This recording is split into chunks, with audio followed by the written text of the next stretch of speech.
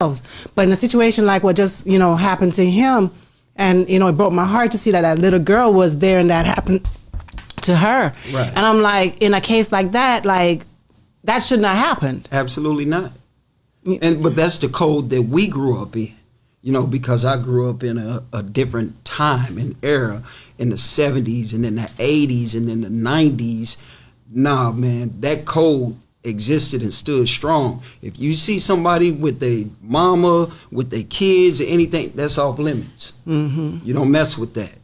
That's but real. as the 2000s turned, that code started to change and it started to diminish. Yeah, we on Boss Talk 101. Yeah, we gonna talk. Let me ask you, when was the first time you seen crack?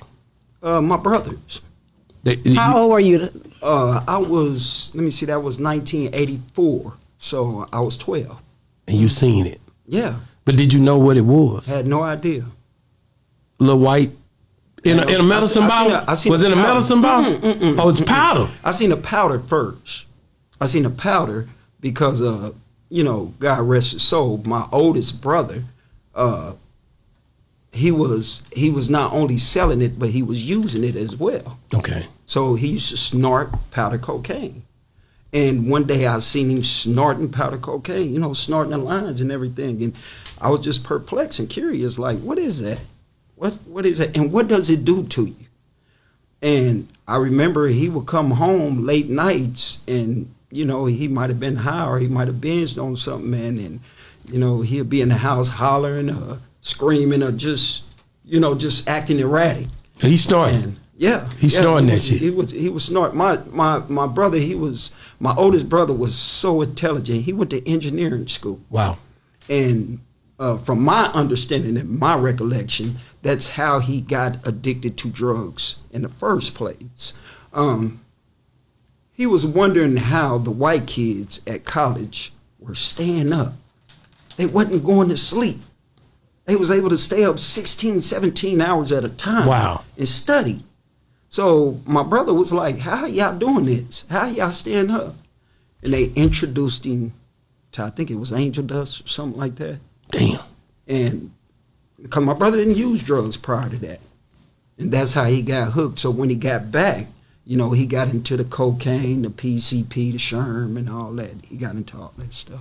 Wow. But yeah, that was my first time, my first experience of seeing it.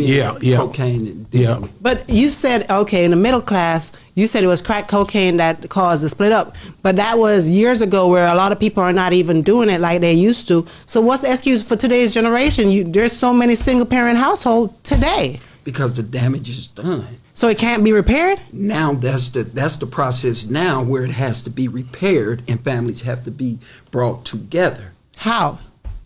Oh, I don't have the answer. but I can tell you, from my perspective, if something's broke, you have to build it, and it takes a lot. It's easier to tear something down than to build it up. Right. So I think the main thing you got to realize, if it's tore down and you're trying to build it up, it's not going to be easy when you steadily splitting and dividing these families. Again, there's still the government system. There's still drugs. There's still all these things that defines how families move, man. There's a lot of different technical things. The social media thing is looking at everybody's judging each other now. Right. It's not going to be easy. And then a lot of time, women and men, they compete more than they do come together. Right.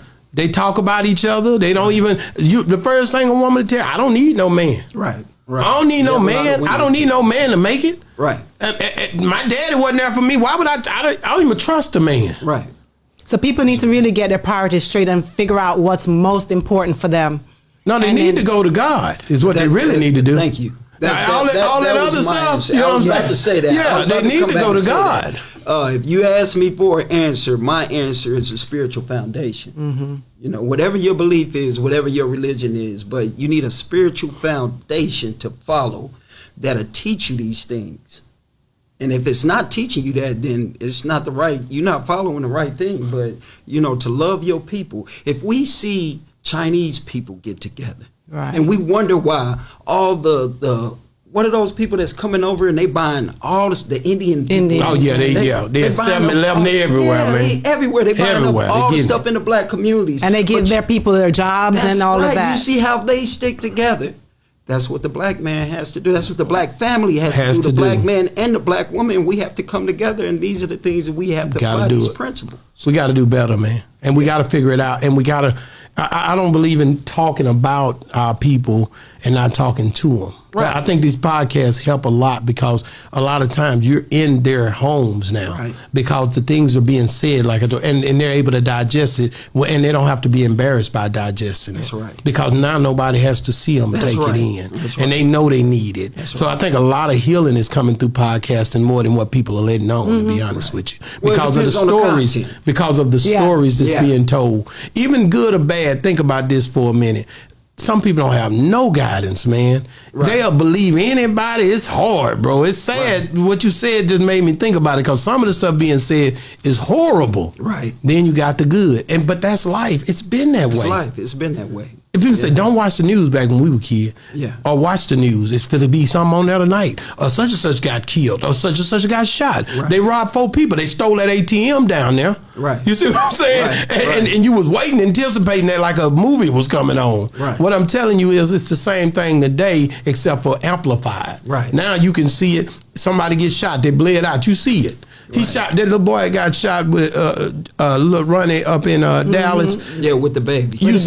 We seen it from point A to point B. The other guys just coming across the street. We waiting on the next episode because we know already it's going to be another video coming out. Or they just called one and the other one on the left. We seeing it in real time. Real time. Visuals of everything that's going on. That's what social media does now. That's what you see. That's what it do. It's more intense than the news. That's right. But even, it is. But even talking about that situation, you were in the streets at one point. You know, back in the days when you were a younger kid. I was. And since I've been doing this podcast, because before this, I knew nothing about the streets, right? But people come on here and I hear all the different stories. And they say that you have a code in the streets that if you see an op or whoever, if there's a woman or a child, you leave them for another time and you come back and get them whenever you can get them by themselves. But in a situation like what just, happened to him, and, it broke my heart to see that that little girl was there and that happened to her. Right. And I'm like, in a case like that shouldn't have happened. Absolutely not.